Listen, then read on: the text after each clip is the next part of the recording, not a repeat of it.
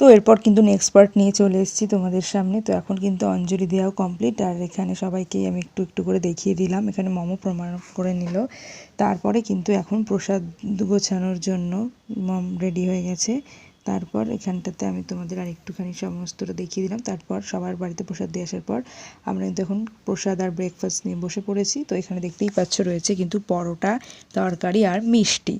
আর তারপরে কিন্তু দুপুরে যে লাঞ্চে হয়েছিল গরম গরম খিচুড়ি, তার সাথে আলুর দম। তো এই খিচুড়ি আলুর দম কিন্তু লক্ষ্মী পুজোর দিনে খুবই ভাল লাগে। তো তারপর কিন্তু সন্ধ্যাবেলায় এখন দেখতেই পাচ্ছ মম এখানে সন্ধ্যা আরতিটা একটু করে নিচ্ছে ঠাকুরের।